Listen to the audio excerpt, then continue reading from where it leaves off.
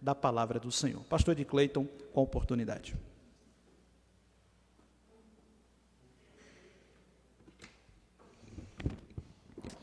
Bem, meus irmãos, graça e paz do nosso Senhor Jesus Cristo. Bom, espero que os irmãos estejam com sono em dia. Como um bom reformado, tem sempre o costume de pregar no mínimo 2 horas. Então, espero que os irmãos estejam com sono em dia, né? Mas, brincadeiras à parte, gostaria que os irmãos ficassem de pé e abrissem suas Bíblias juntamente comigo no livro de Atos, capítulo 10.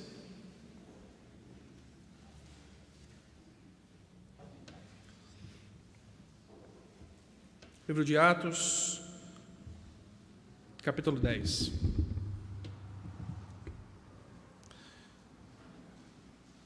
E por ora leremos dos versos 34 até o 48.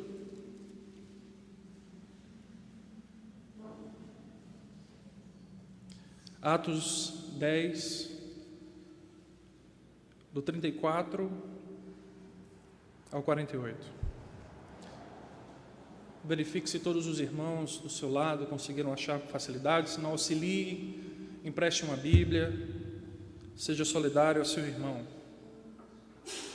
Todos acharam? Acompanhe comigo aí na sua versão. E na minha diz: então falou Pedro dizendo: reconheço por verdade que Deus não faz acepção de pessoas. Pelo contrário, em qualquer nação, aquele que o teme e faz o que é justo, lhe é aceitável. Esta é a palavra que Deus enviou aos filhos de Israel, anunciando-lhes o evangelho da paz, por meio de Jesus Cristo. Este é o Senhor de todos.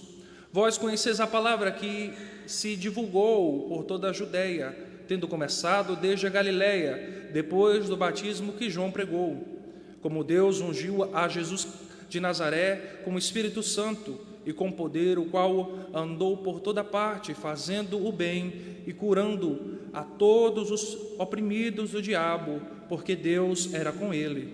E nós somos testemunhas de tudo o que ele fez na terra, pois da terra dos judeus e Jerusalém, ao qual também tiraram a vida, pendurando-o no madeiro.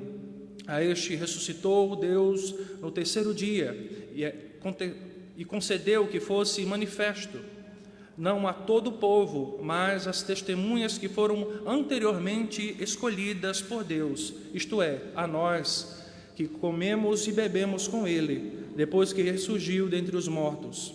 E nos mandou pregar ao povo e testificar que ele é quem foi constituído por Deus, juiz de vivos e de mortos. Dele todos os profetas dão testemunho de que por meio de seu nome todo aquele que nele crê recebe remissão de pecados.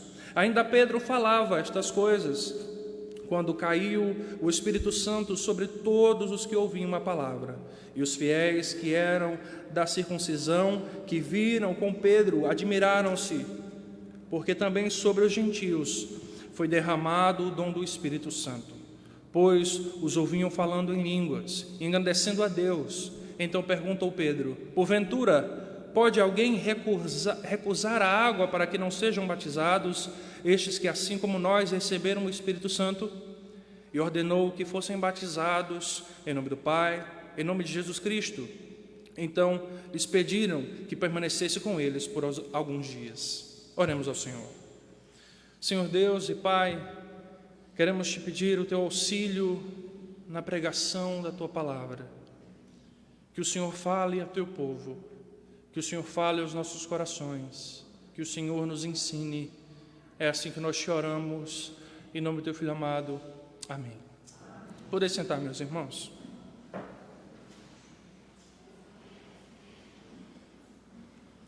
Meus irmãos, temos, antes de adentrarmos no nosso texto, pensar um pouco sobre o contexto preciso deste momento. Nós temos Pedro pregando o Evangelho à casa de Cornélio, um gentio. Mas o que há de fato nesta ação é algo controverso, porque Pedro não queria estar ali. Há um grande complexo neste momento, nos primeiros anos do desenvolvimento da igreja, porque os cristãos, judeus, recém-convertidos, tiveram dificuldade em compreender que o evangelho não era algo exclusivo para eles. Eles tiveram grandes dificuldades para compreender que a expansão do evangelho precisava ir para toda a criatura. Eles tiveram dificuldade, pois a missão estava, a este momento, paralisada, pois o evangelho já havia sido pregado na Judeia, o evangelho já havia sido pregado em Samaria e precisava agora invadir as outras nações. Mas o passo é que os irmãos demoraram a compreender isso, porque de fato, para aquele momento ainda, esses irmãos apegados a tradições antigas, de que só o fato de estar na presença de um gentio era algo terrível, pois um gentio não judeu era alguém impuro, alguém pecador que não deveria ser contaminado com ele. Por isso nós vemos Pedro, sim, Pedro, aquele que havia testemunhado as grandes maravilhas de Jesus, aquele que havia testemunhado quantas vezes Jesus pregou aos gentios. Este Pedro ainda está preso a doutrinas antigas, ainda está com sua mente alicerçada com doutrinas que deveriam ser retiradas. Nós temos pelo menos 3 momentos no avanço do evangelho da igreja. O primeiro deles nós encontramos em Mateus, capítulo 5, abram comigo, Mateus capítulo 5, ou melhor, capítulo 10, versos 5 e 6.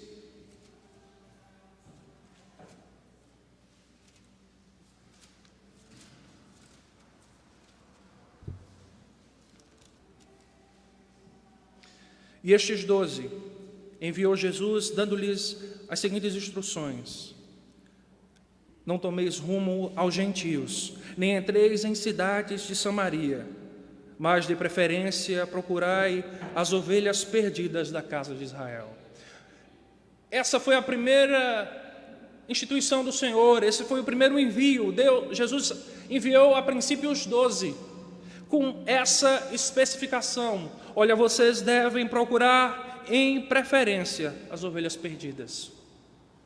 Havia de fato uma limitação aonde o evangelho deveria chegar para aquele único e exclusivo momento. O segundo período está em Lucas, também capítulo 10, versos 1 e 2.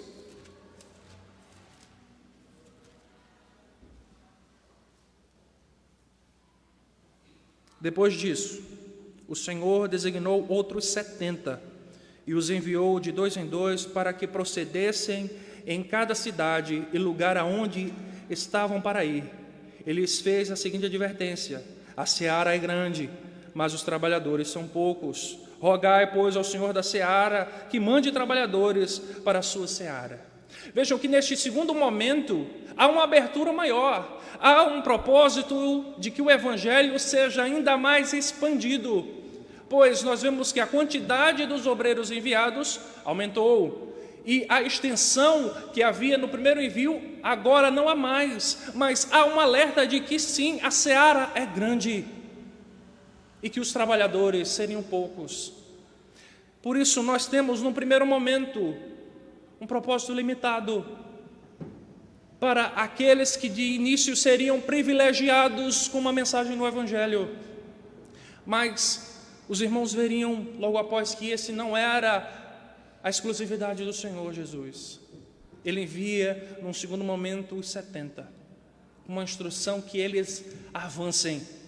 E o terceiro período, nós temos novamente em Mateus, capítulo 28, com o texto da grande comissão.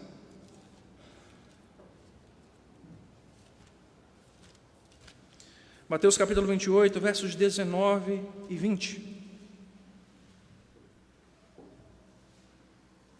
Ide, portanto, e fazei discípulos de todas as nações, batizando-os em nome do Pai e do Filho e do Espírito Santo, ensinando-os a guardar todas as coisas que vos tenho ordenado, e eis que estou convosco todos os dias, até a consumação dos séculos. Meus irmãos, vocês conseguem perceber como o propósito de Jesus Cristo é que o Evangelho seja expandido para todas as nações? Em primeiro momento, nós temos apenas os 12 aos perdidos de Israel. Em segundo momento, nós temos o anúncio do que viria com uma seara grande e com os poucos trabalhadores. E no terceiro momento, nós temos sim a porta do Evangelho, a porta da igreja sendo aberta por Jesus Cristo, onde o Evangelho deveria ser pregado a todas as nações, a todas as criaturas. O Evangelho, no nosso ponto, já havia, como eu disse, chegado à Judéia e a Samaria, e agora deveria chegar aos gentios. A mensagem de Jesus Cristo deveria também alcançar os gentios. A ideia de que Israel é o único e exclusivo propósito de Jesus Cristo é algo irreal, é uma mentira. Pois se dissermos que Israel é o único e exclusivo propósito de Jesus Cristo na sua vinda, o resultado lógico que nós teríamos, meus irmãos, é dizer que nós hoje somos o plano B de Deus. É dizer que porque Deus não conseguiu com Israel, Ele tentou conosco. E nós somos o prêmio de consolação. Mas, meus irmãos, isso é uma inverdade. Isso não é uma verdade. O propósito de Deus, assim como o de Cristo, jamais foi deixar que o Evangelho estivesse exclusivo a uma nação. Pois a graça abundante de Deus e de Jesus Cristo foi levada a outros que não eram judeus. Lembrem-se de Raabe, a prostituta. Lembrem-se de como aquela mulher foi livrada da destruição, junto com a sua família. E não somente isso, além dela ser livrada da destruição, ela foi inserida na genealogia do Salvador. Por que Raabe? Se o propósito de Deus era exclusivo com Israel, por que salvar Raabe? Deixe que Raabe morra, se no final das contas o meu propósito é com Israel.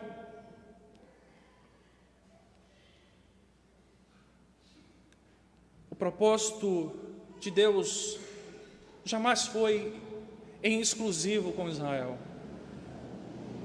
Lembrem-se de Naamã. Meus irmãos, no período de Naamã, em Reis 4:2, quantos leprosos haviam ali? Mesmo dentro dos judeus, muitos leprosos. E por que não curaram um leproso judeu? E curaram um sírio? Mas a graça do Senhor alcançou a Naamã. E se nós pensarmos em como Deus abençoou povos não judeus, lembremos-nos também da viúva de Naim. Meus irmãos, naquele período nós temos uma recessão enorme, onde a fome havia se alastrado. Israel estava perecendo também de fome como todas as outras nações. E porque Eliseu foi mandado para aquela viúva, para abençoar aquela mulher? Porque ele não foi abençoar os outros povos? Porque, meus irmãos, a graça salvadora de Jesus Cristo são para todos aqueles que creem e temem o seu nome. Nós jamais fomos o plano B de Deus. Nós jamais vivemos num ambiente onde nós somos o prêmio de consolação do Senhor. Jesus disse, de fato, em Marcos 7:27, deixa primeiro que se fartem os filhos. Mas Jesus jamais disse que a fartura seria exclusiva para aquele povo. Jesus jamais rejeitou aqueles que queriam ouvir a sua palavra. Jesus jamais negou a sua misericórdia a outros povos, pois a sua palavra salvadora vem para todos aqueles que estão com seus corações abertos. Porém, meus irmãos, Israel havia ainda um coração presunçoso, um etnocentrismo que olhava apenas para a sua nação como a única privilegiada, a única abençoada pelo Senhor. E nós temos essa ideia representada em Pedro. Meus irmãos, nós temos que entender que não há um aspecto de perfeição nos apóstolos. Sim, eles foram homens que andaram com Jesus, tiveram uma intimidade excepcional, diferente de todos os outros discípulos. Isso é um fato. Mas isso não implica para a vida deles que eles foram transformados em seres celestiais. E Pedro é o representante dessa fraqueza. Nós vamos ver, meus irmãos, que Pedro estava sentado no eirado, na casa de Simão, o curtidor. Quando nós lemos o texto, a partir do verso 9. Um curtidor, meus irmãos, é alguém que trata com animais, que trata com todos os tipos de animais para tirar o seu couro.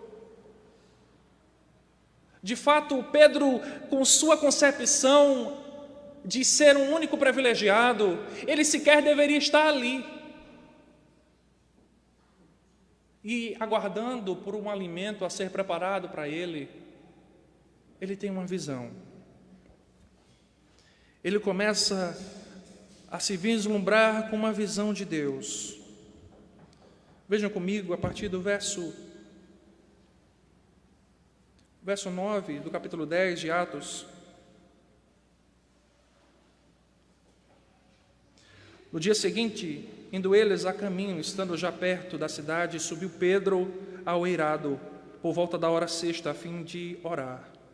Estando com fome, quis comer, mas enquanto lhe preparavam a comida, sobreveio-lhe um êxtase. Então viu o céu aberto e descendo um objeto como se fosse um grande lençol, o qual era baixado à terra pelas quatro pontas, contendo toda sorte de quadrúpedes, répteis de terra e aves do céu. E ouviu-se uma voz que se dirigia a ele: levanta-te, Pedro, mata e come. Mas Pedro replicou: de modo nenhum, Senhor, porque jamais comi coisa alguma imunda. Segunda vez vos lhe falou: ao que Deus purificou, não consideres comum.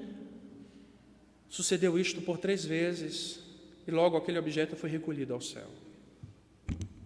Apesar de todas as experiências que Pedro teve, essas ideias confusas, que partiam de um tradicionalismo do passado, de leis passadas, ainda inculcavam a mente de Pedro.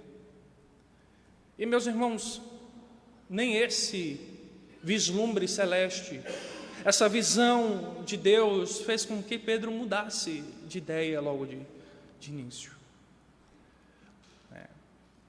Pois vemos em Gálatas, capítulo 2, versos 11 e 14, Paulo dizendo que precisou enfrentar Pedro face a face, porque em primeiro momento Pedro estava conversando com gentios, mas ao ver que os outros apóstolos se aproximavam, Pedro se afasta. Vejam que mesmo depois dessa cena, esses pensamentos ainda estão inculcando na mente de Pedro. E, meus irmãos, isso só nos mostra o quão nós somos falhos. Nós não somos perfeitos. A igreja militante está num processo, numa caminhada de crescimento. Ela não pode estar estagnada. Ela precisa sempre continuar seguindo em frente. Ela precisa sempre crescer, aprender com seus erros e seguir em frente. Nós nem sempre iremos acertar. Mesmo crendo que o Senhor é soberano, às vezes sim, Ele permitirá que a sua igreja erre. Mas a igreja precisa se humilhar ao Senhor e buscar aprender com seus erros e seguir em frente. Não podemos encalhar em meio aos erros. Nós não podemos compreender que a grandeza do Evangelho possa ser limitado. Meus irmãos, nenhuma igreja, nenhuma denominação é detentora da salvação. Nenhuma denominação, nenhuma igreja é dona da palavra do Senhor. Nós precisamos entender que a palavra do Senhor tem o seu propósito de alcançar pecadores, pregar-lhes um evangelho que os leve ao arrependimento. Mas o que temos visto hoje nas igrejas, meus irmãos, é um evangelho que apenas ilude, que apenas entorpece o pecado, mas não o trata. Um evangelho que apenas amanseia o seu coração e não o limpa. Nós vivemos num período onde os cultos estão virando shows. Basta você entrar nessas igrejas contemporâneas e perceber quando o tempo se dá a pregação, o que é o tema das pregações, quais são o tema dos louvores. Eles não ensinam, eles não edificam. A palavra de Deus não invade os corações a fim de convertê-los. O Dr. Martyn Lloyd-Jones traz em seu livro Pregações e Pregadores uma ilustração que nos cabe bem. Ele fala sobre uma ilustração sobre o filósofo Epiteto, que diz certa vez, um certo aprendiz, questionando a Epiteto, pediu-lhe um conselho sobre a sua vida de filósofo, e ele lhe respondeu: tenho-lhe um ótimo conselho a respeito dessa vida. E esse conselho é até maravilhoso para aqueles que pretendem ser pregadores. Ele disse: a sala de palestra de um filósofo é uma sala de cirurgia. Quando alguém sai dali, não deveria sentir prazer e sim dor, pois ao entrar havia algo de errado com ele. Meus irmãos, imaginem bem vocês serem diagnosticados com uma doença terrível. Mas há uma solução, há um médico que tem a especialização correta. Ele tem o medicamento correto, mas quando você entra nesse consultório, ao invés de te receitar o medicamento certo, ele apenas te elogia. Ele apenas fala de como você está bem, de como você não deve se preocupar com as mazelas desta doença e viver a sua vida. Você pode até sair desse médico mais alegre, mas você vai continuar ainda doente. Você ainda vai continuar com as mazelas da doença. Assim, num ambiente onde o evangelho não é pregado, o pecado não é corrigido. Você pode até sair dessas igrejas mais alegre, com boas piadas cristãs, mas não salvo. E a primeira coisa, a primeira verdade que precisa ser dita hoje é que os eleitos de Deus estão à espera do avanço da igreja. Pedro, apesar de todos os seus conflitos nesse momento, apesar de todas as situações, mas Pedro fica fascinado com aquela visão. E assim que a visão termina, homens chegam batendo na porta. Vejam o verso 17. Enquanto Pedro estava perplexo sobre qual seria o significado da visão, eis que os homens enviados da parte de Cornélio, tendo perguntado pela casa de Simão, pararam junto à porta. E chamando, indagavam se estava ali, hospedado Simão, por sobrenome Pedro.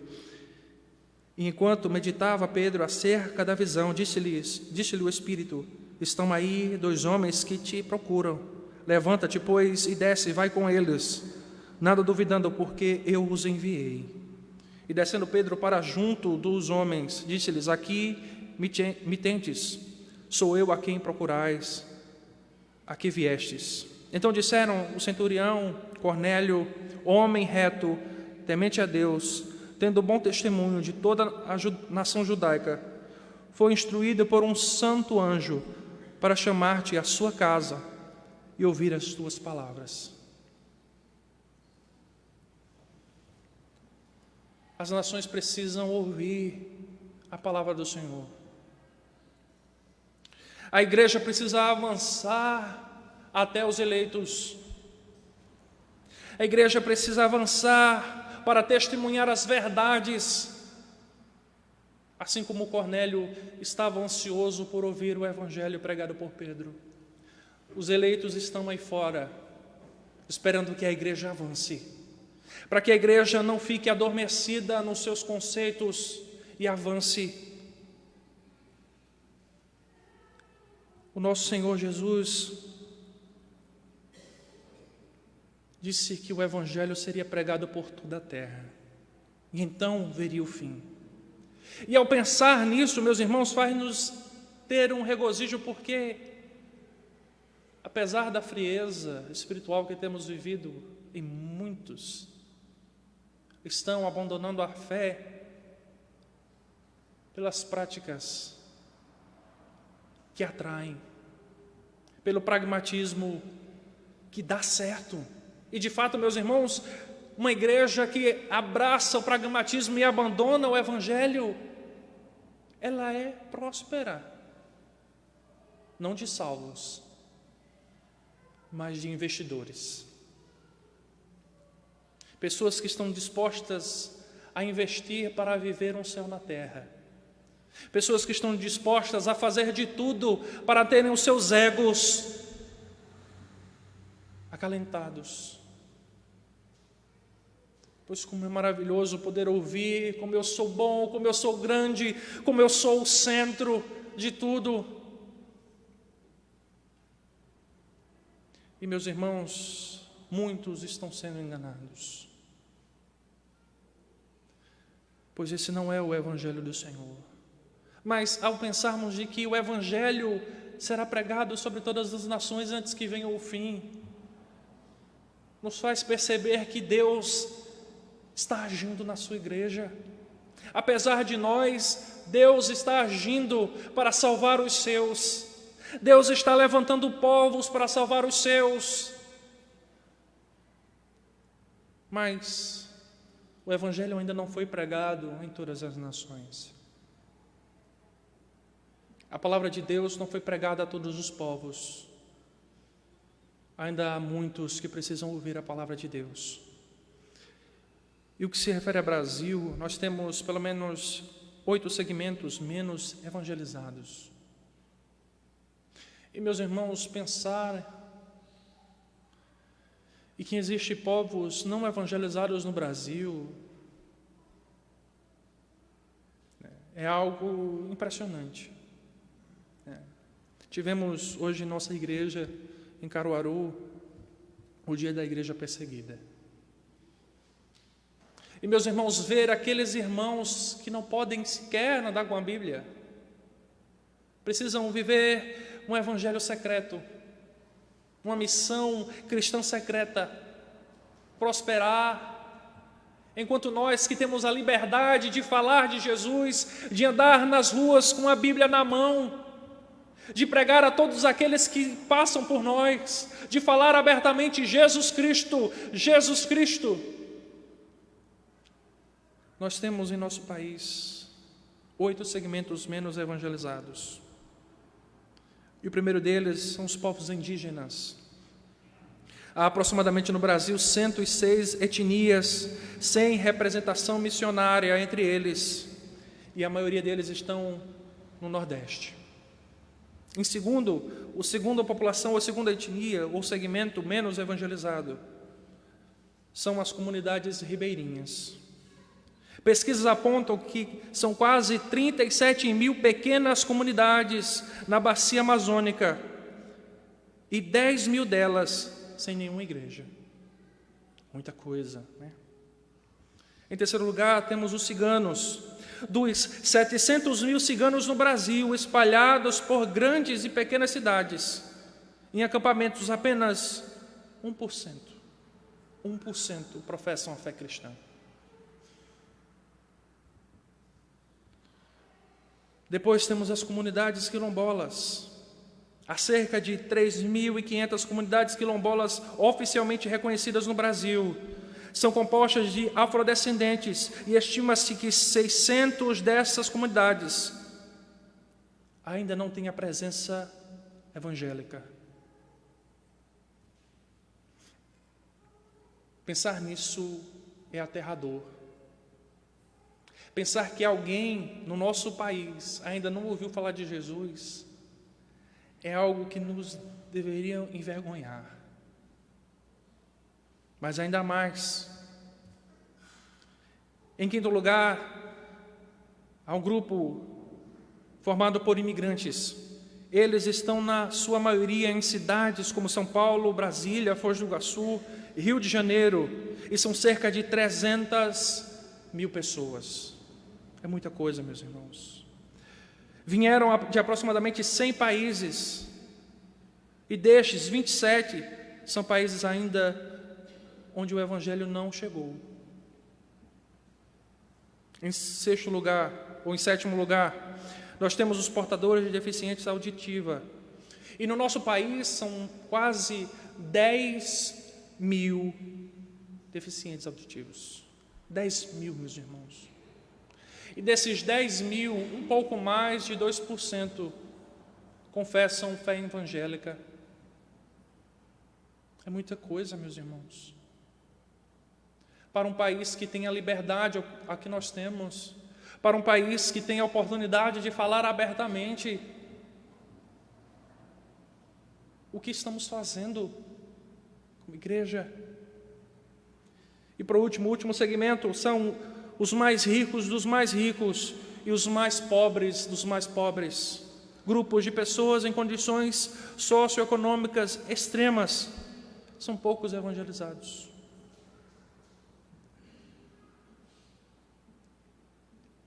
Esses grupos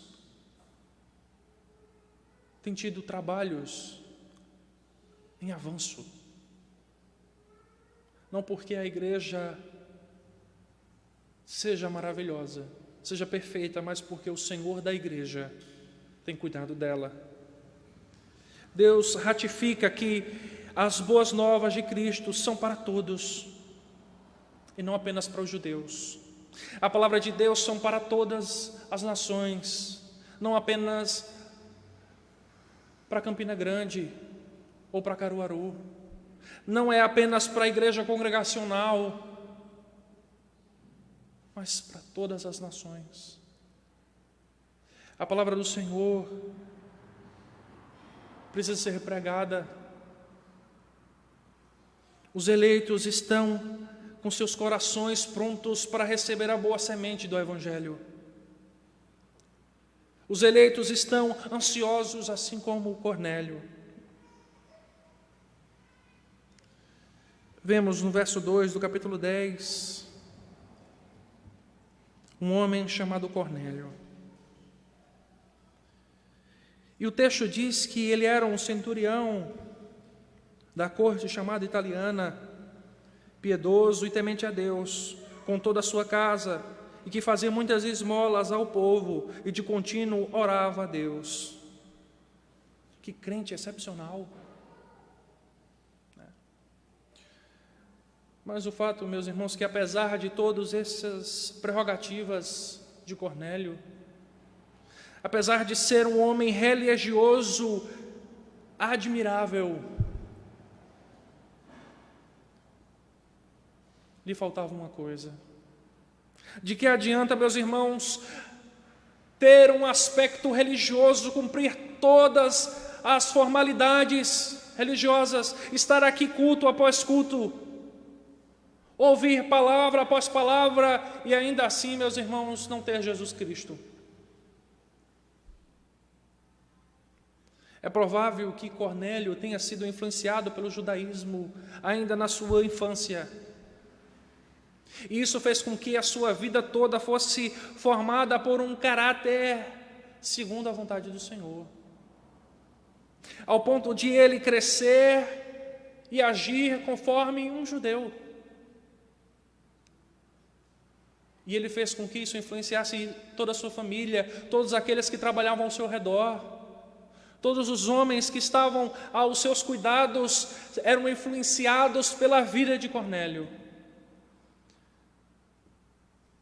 O coração de Cornélio estava aberto para a salvação, porém sem morador.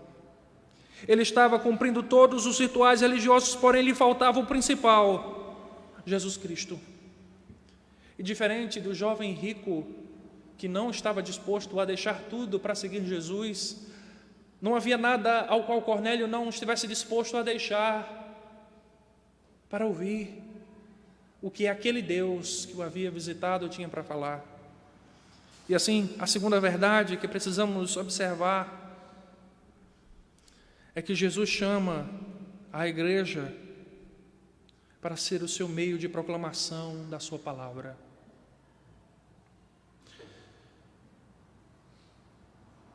Meus irmãos, vejam, a partir do verso 4, ou a partir do verso 3, do capítulo 10, este homem observou claramente, durante uma visão, cerca da hora 9 do dia, um anjo de Deus, que se aproximou dele e lhe disse: Cornélio, e este, fixando-se nele os olhos e possuído de temor, perguntou: que é, Senhor?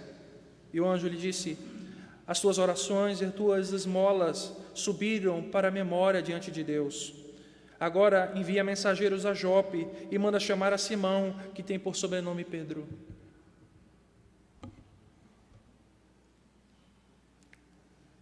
Meus irmãos, e parem para pensar nisso. Porque o próprio anjo não pregou para Cornélio. Não seria a instrução de um anjo enviado por Deus mais convincente do que Pedro? Não seria um anjo com toda a sua majestade celestial enviado do próprio Senhor? Não teria ele mais autoridade para falar de Jesus Cristo a Cornélio? Mas o anjo não prega a Cornélio. Ele diz: olha, manda chamar a Pedro. Jesus nos chama para sermos seu meio de proclamação.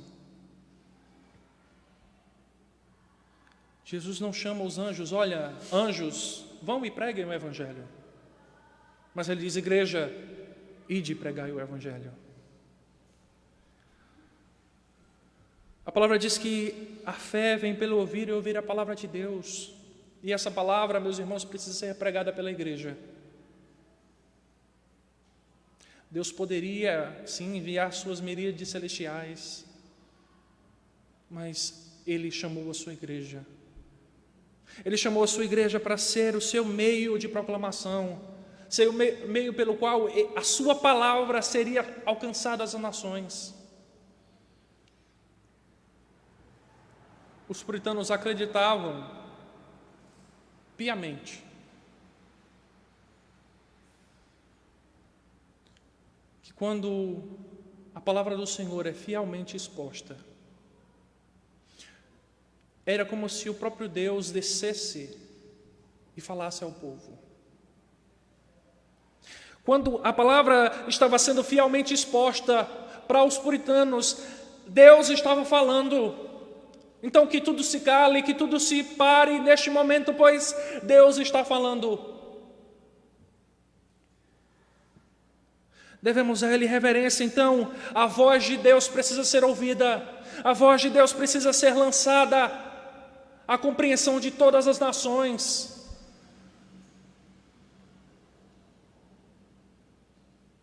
A voz de Deus não é de exclusivo de uma nação, mas de todas elas.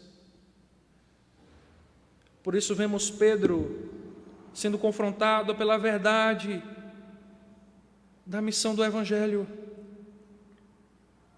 E vemos a partir do verso 34 que lemos: então falou Pedro dizendo: reconheço por verdade que Deus não faz acepção de pessoas.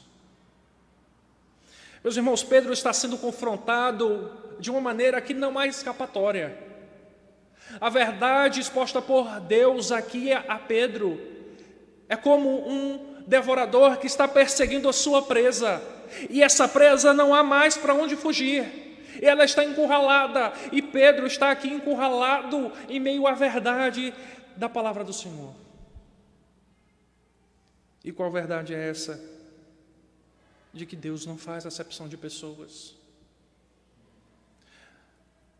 Deus não tem predileção por uma nação em favor de outra. Deus não ama mais o indígena do que ama o cigano. Deus não ama mais o ouvinte do que ama o surdo. Deus não ama mais a igreja de Caruaru do que a igreja de Campina Grande. Mas, na verdade, Deus quer todo aquele que glorifiquem o seu nome, confessem seus pecados, que o temam. Porque, meus irmãos, diante de Deus, todos nós somos pecadores. Todos nós fomos destituídos da graça de Deus, todos nós perecemos em pecados, todos nós estávamos ou estamos mortos em nossos delitos e pecados.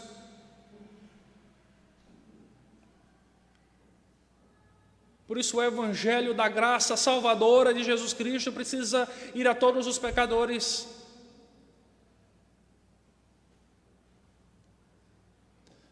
Pois só ela pode salvá-los. Só ela pode alcançá-los.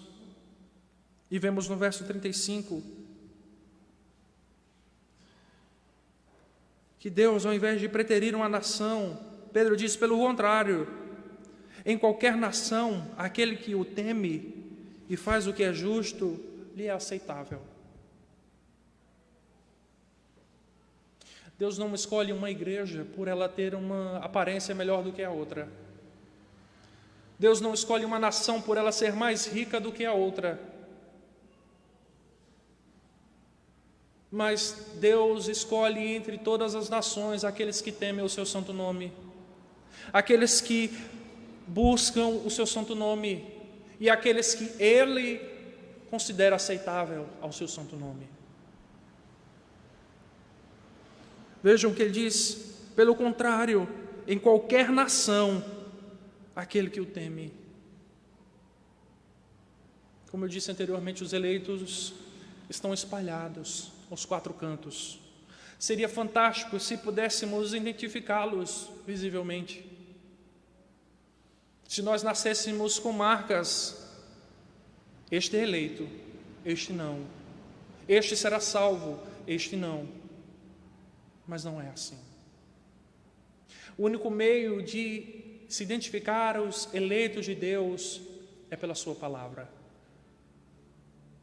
O próprio Jesus diz: as minhas ovelhas ouvem a minha voz, elas reconhecem a minha voz e elas me seguem. As que não são minhas ovelhas não ouvem a minha voz. Somente pela palavra do Senhor os eleitos serão demonstrados.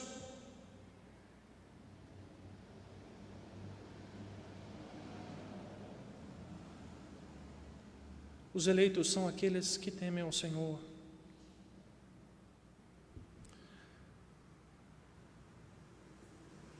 Precisamos pregar o Evangelho àqueles que estão com seus corações como campos férteis.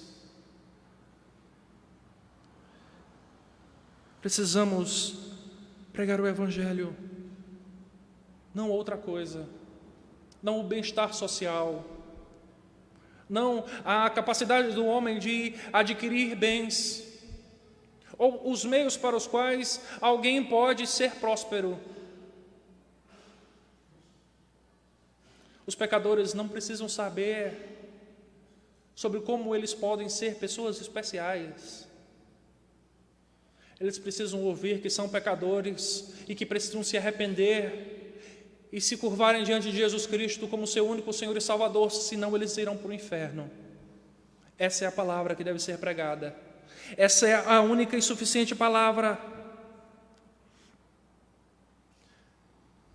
E isso, meus irmãos, implica em que, no nosso terceiro ponto, o Evangelho deve ir ao encontro das nações. Como Pedro vai até Cornélio, a igreja deve se esforçar em levar a palavra de Deus a todos. A igreja deve se quebrantar em esforçar em levar a palavra de Deus a todos os povos, por todos os meios que lhe forem possível. Para as crianças, Bíblias com figuras. Para os iletrados que não sabem ler, Bíblias em áudio. Para os cegos, Bíblias em braille. Para os surdos, Bíblias em libras. Os meios são variados pelos quais a palavra de Deus pode ser levada às nações. A igreja não pode jamais criar impedimento para que a palavra chegue até os ouvidos de todos os povos. A igreja jamais deve se interpor entre a palavra e as nações. Jamais devemos criar impedimentos de qualquer forma. E, meus irmãos, quando eu me refiro a meios de proclamação do Evangelho, eu não estou querendo dizer que o Evangelho deve ser modificado ou moldado para que ele seja mais aceitável a qualquer um que seja. Os meios são variados, mas o conteúdo é um só. Eu não posso pregar um Evangelho mais maleável para alguém mais sensível. O Evangelho, o impacto da palavra deve ser o mesmo. Eu não devo jamais mudá-lo. O como ouvirão se não há quem pregue implica em fornecer meios para que a palavra seja compreendida, mas não modificada. E o que temos visto, meus irmãos, é que estão mudando a palavra do Senhor. Porque a ideia de um Deus tão irado nos é perturbadora. Perceber um Deus que me condenará em meus delitos e pecados é algo aterrador. Como eu vou atrair as pessoas para a igreja se eu digo que há um Deus que irá os condenar? Vejam a compreensão daqueles que tentam mudar a palavra de Deus para que ele seja mais aceitável aos ouvidos. Abram comigo na carta de Paulo a Timóteo, na segunda carta de Paulo a Timóteo, capítulo 4, meus irmãos. Segunda carta de Paulo a Timóteo, capítulo 4, a partir do verso 2. Vejam o que Paulo está dizendo ao seu filho na fé, Timóteo. Prega a palavra, insta, quer seja oportuno, quer não, corrige, repreenda, exorta com toda longanimidade e doutrina, pois haverá tempo em que não suportarão a sã doutrina. Pelo contrário, cercar-se-ão de mestres segundo as suas próprias cobiças, como que sentindo coceira nos ouvidos, e se recusarão a dar ouvidos à verdade, entregando-se às fábulas. Meus irmãos, estamos vivendo a profecia de Paulo a Timóteo. As pessoas não querem mais ouvir este evangelho. As pessoas querem ouvir algo que lhes traga prazer. A ideia de uma coceira no ouvido é de, meus irmãos, pasmem, de um prazer erótico. De um prazer que mexa com todo o seu sentimento. De um prazer que lhe traga comoção, que lhe traga lágrimas. Mas não lágrimas de arrependimento. Apenas algo que possa me satisfazer. O culto hoje foi tão bom. O pastor disse que eu era a pessoa mais importante do mundo. Ah, como aquela palavra me trouxe tanta paz. Pois disse que eu era espelho e refletia a imagem do Senhor, e que eu não chorasse se o mundo ainda não tinha notado as minhas qualidades. Meus irmãos, a palavra do Senhor deve ser pregada e jamais modificada, sob pena da maldição que está em Apocalipse 22, 18. Abram comigo. Apocalipse 22, 18 e 19.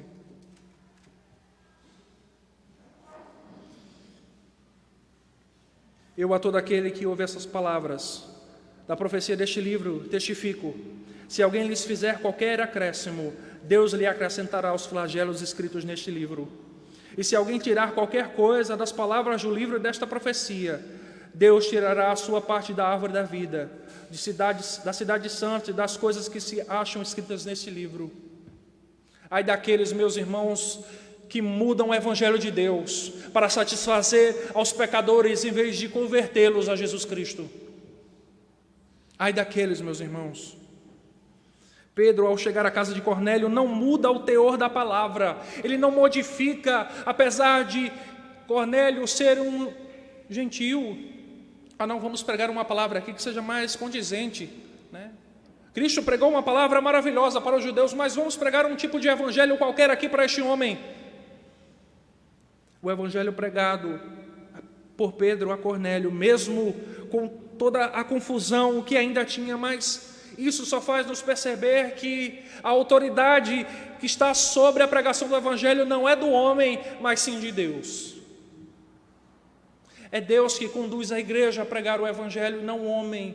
O evangelho é pregado às nações, não pelas maravilhosas dádivas da igreja, mas pela maravilhosa graça do Senhor da igreja. Vejam, meus irmãos, nos versos 37 a 43, vemos a mensagem de Pedro a Cornélio. E o mais fascinante dessa mensagem é que ela não é só atual para Cornélio e sua família, mas ela é atual para nós hoje. Pois Pedro nos traz um modelo de mensagem maravilhosa, ao qual nós devemos nos espelhar. Em primeiro lugar, o evangelho está centrado não no homem, mas no Senhor Jesus. Vejam o que Pedro está pregando a Cornélio. Verso 36. Esta é a palavra que Deus enviou aos filhos de Israel, anuncia-lhes o evangelho da paz, por meio de Jesus Cristo. Este é o Senhor de todos. A palavra que deve alcançar as nações deve ser a palavra que está centrada em Jesus, o Senhor de todos, o juiz de vivos e de mortos, porque diante dele todos nós compareceremos, diante do juiz, diante dele todo joelho se dobrará e toda língua confessará, pois ele é o Senhor. Em segundo lugar, versos 37 e 38, como Deus ungiu a Jesus de Nazaré, com o Espírito Santo e com poder, o qual andou por toda parte, fazendo o bem e curando a todos os oprimidos do diabo, porque Deus era com ele. Meus irmãos, o evangelho que deve ser pregado a todas as nações deve ser um evangelho que está centrado não nas obras da igreja, mas nas obras de Jesus Cristo. Cristo é o centro da mensagem proclamada pela igreja, e não o homem. Veja o verso 39 comigo. E nós somos testemunhas de tudo o que ele fez na terra dos judeus e em Jerusalém, ao qual também tiraram a vida, pendurando-o no madeiro. O teor da mensagem pregada às nações também precisa ser em terceiro lugar. O evangelho que está centrado na cruz de Cristo. É a cruz de Cristo, meus irmãos, que nos religa com Deus. É a cruz de Cristo a ponte construída pelo carpinteiro santo para que nós possamos novamente atravessar o abismo que havia entre nós e Deus e possamos novamente nos encontrarmos com o Senhor. Sem a cruz de Cristo não há salvação. Sem a cruz de Cristo não há libertação dos pecados, não há libertação das mazelas deste mundo. Um evangelho sem a cruz de Cristo não é evangelho. É apenas uma fábula. Em quarto lugar, o evangelho está centrado na ressurreição de Jesus Cristo. Verso 40. A este ressuscitou Deus no terceiro dia e concedeu que fosse manifesto. E não a todo o povo, mas as testemunhas que foram anteriormente escolhidas por Deus, isto é, a nós que comemos e bebemos com Ele, e depois que ressurgiu dentre os mortos. Deus ressuscitou Jesus, Ele rompeu as cadeias da morte, Ele quebrou os grilhões do salário do pecado, Ele recebeu sobre si na cruz toda a culpa por meu pecado, mas ao terceiro dia Ele vence a morte. Um evangelho sem ressurreição, meus irmãos, é um evangelho vão, vazio. Aqueles que seguem um Cristo morto, seguem apenas um pedaço de madeira, um pedaço de gesso inútil para qualquer coisa. Mas aqueles que seguem o Cristo ressurreto, estes sim receberão a vida eterna, estes sim entrarão nos céus dos céus e lá verão o Cordeiro assentado no seu sublime trono. Estes sim verão o face a face como Ele é, pois nós seremos como Ele, pois nós estaremos com Ele, pois nós estaremos em seu reino e reinaremos com Ele. Meus irmãos, nada mais pode ser pregado além disso. Em quinto lugar, versos 43. Dele todos os profetas dão testemunho de que por meio de seu nome, todo aquele que nele crê, recebe a remissão de pecados. Só o Evangelho de Jesus Cristo oferece remissão de pecados, meus irmãos. Podem comparar o Evangelho de Deus com qualquer outro livro, qualquer outra religião. Enquanto ele diz, olha, viva a sua vida da melhor forma possível. Se satisfaça, não se reprima.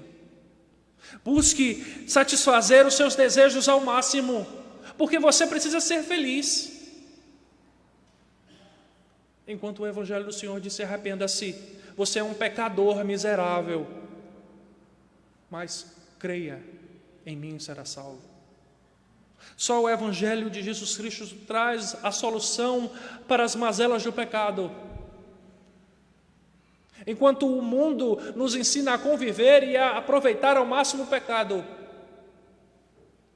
o Evangelho de Jesus Cristo nos ensina a viver sem o pecado, a viver verdadeiramente a verdadeira vontade do Senhor. A salvação, a vida eterna, não são alcançados pelas obras do homem ou pelas obras da religião, mas pela fé em Jesus Cristo. Quem crê será salvo. Esse é o Evangelho de Jesus Cristo. Pedro faz aqui um resumo do seu sermão do dia de Pentecostes, lá em Atos capítulo 2. Sua mensagem está totalmente em sintonia com a mensagem de Cristo, com a mensagem pregada pelos apóstolos. Se até aqui houvesse alguma dúvida no coração de Pedro sobre a necessidade de alcançar os povos, a partir desta palavra, mas o texto vai mais além. Verso 44. Ainda Pedro falava estas coisas, quando caiu o Espírito Santo sobre todos os que ouviam a palavra. Meus irmãos, Pedro está aqui pregando o Evangelho com toda a graça a qual ele aprendeu do próprio Jesus. Mas Deus mostra a sua vontade sobre aquelas vidas. Pois, enquanto Pedro pregava, aqueles corações ardiam com cada palavra sendo anunciada, até que Deus dá a prova definitiva da sua vontade. Ele derrama o seu Espírito. Vejam que até este momento só os judeus crentes haviam recebido o Espírito Santo. E depois os samaritanos que creram também receberam, e agora os gentios. Não há mais dúvida de que a palavra do Senhor é para todos. Não há mais dúvida de que todo aquele que ouvir a palavra do Senhor, seja ele judeu, seja ele samaritano, seja ele gentio, seja ele americano ou nordestino, possa ele ouvir ou não, o Evangelho é para ele. O Evangelho é para o seu coração pecador, é para sarar as feridas do mal do pecado, para aqueles que creem. Precisamos pregar essa verdade, meus irmãos. Vemos um despertar maravilhoso através do Evangelho, todos aqueles que estavam ali, isso implica a família de Cornélio, os seus servos que estavam ali ouvindo a palavra do Senhor. Todos eles receberam o Espírito Santo enquanto a palavra é pregada. E, meus irmãos, o quarto ponto é que o despertar da igreja só virá por meio da pregação fiel do Evangelho. Há muitas igrejas que anunciam: olha, venha, porque hoje será o dia do avivamento. Hoje, dia 28, domingo, será o dia em que o Espírito Santo descerá sobre você, e você será renovado, e você será restaurado. Mas, meus irmãos, nenhum homem pode promover tal coisa. Somente a palavra do Senhor. Somente essa palavra pode quebrantar o nosso coração e nos preencher de Deus. Somente essa palavra pode nos abrir por dentro e nos mostrar quão podre nós somos. E se crermos, seremos salvos. E Pedro finaliza sua fala diante de um fato incontestável, de que Deus estava ali, Jesus estava ali. Vejam os versos 47 e 48. Porventura, pode alguém recusar a água para que não sejam batizados esses que, assim como nós, receberam o Espírito Santo?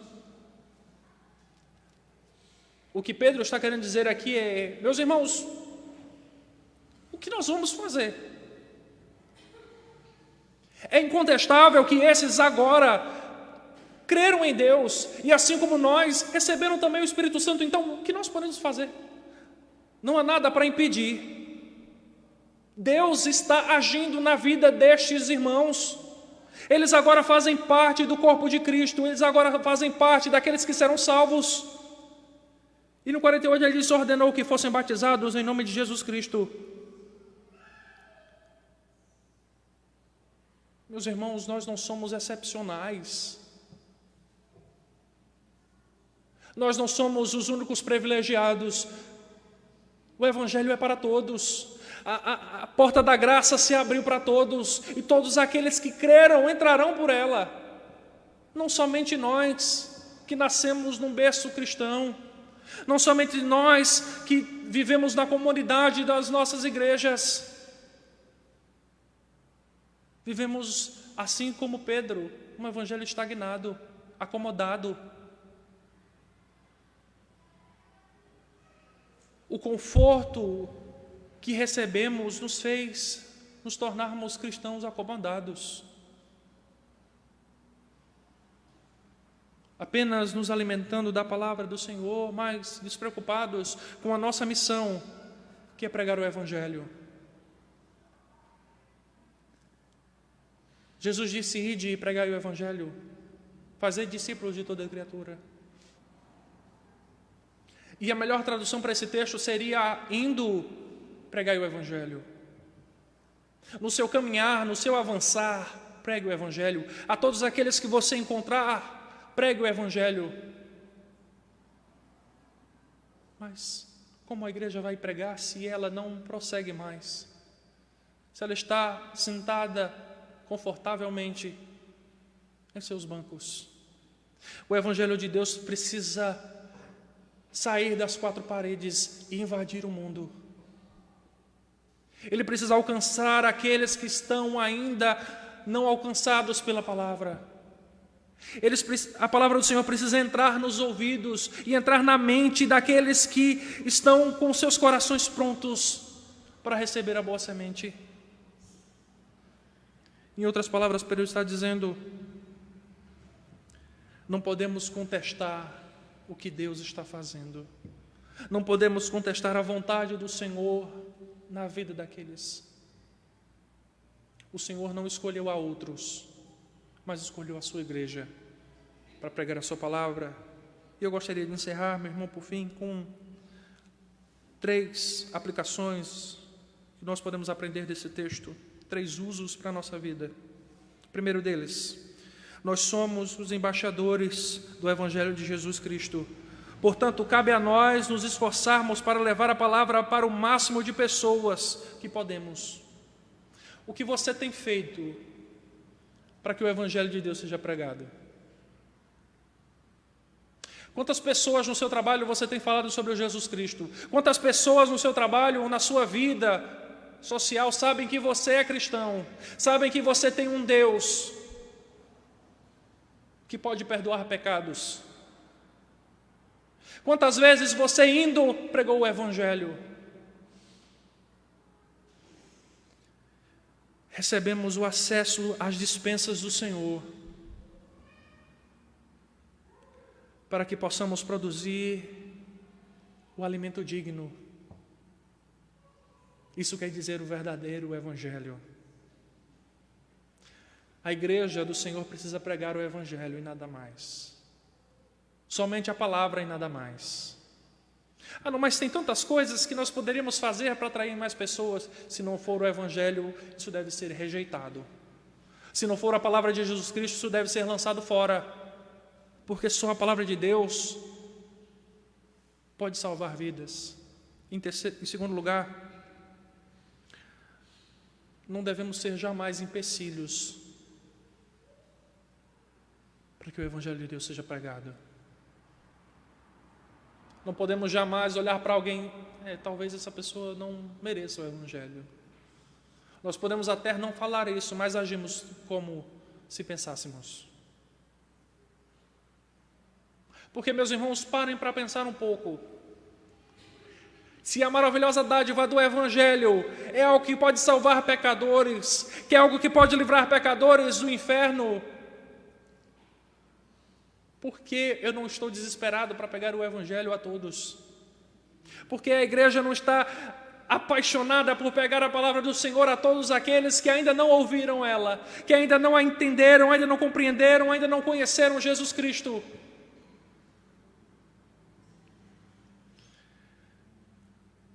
A igreja precisa abrir suas portas para todos aqueles que querem conhecer Jesus Cristo. A igreja precisa abrir as suas portas e pregar o Evangelho de Jesus Cristo. Em terceiro lugar e último, tem se falado em novas abordagens, novos meios, novas técnicas. Os pregadores não querem mais ser pregadores. Eles querem ser coaching. Virou moda, né?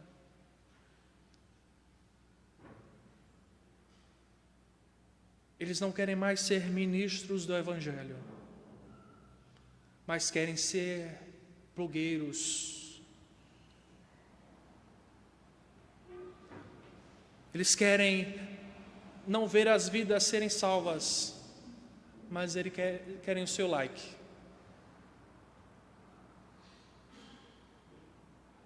As igrejas trocaram seus púlpitos.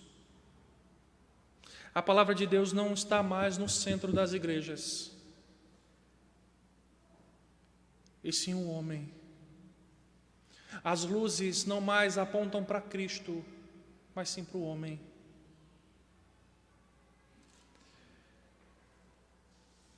E meus irmãos, se o Evangelho de Jesus Cristo não for a principal ferramenta para alcançar as vidas, todo trabalho será em vão, pois somente o Evangelho verdadeiro produz crentes verdadeiros.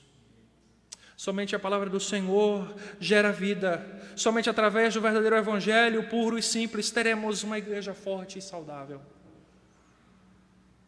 Ainda que as nossas igrejas sejam pequenas, ainda que nossas igrejas tenham um público pequeno, mas se nossas igrejas forem formadas pelo Evangelho, então seremos igrejas segundo a vontade do Senhor. Oremos mais uma vez, meus irmãos. Deus e Pai de nosso Senhor Jesus Cristo, te clamamos, Senhor, nessa noite. Reaviva a tua igreja, Senhor, pelo poder da tua palavra. Desperta o teu povo pelo poder da tua palavra, Senhor. Que a tua igreja volte a pregar o verdadeiro Evangelho de Jesus Cristo. Que a tua igreja compreenda a importância de pregar o Evangelho a toda criatura, independente da sua nacionalidade, independente da sua capacidade, que o Evangelho seja para todos, Deus. E que através desse Evangelho os eleitos sejam despertos, que as ovelhas perdidas de Deus sejam atraídas através da pregação do teu Evangelho. É assim que nós te oramos em nome do teu Filho amado Jesus. Amém. Obrigado, meus irmãos. Deus abençoe.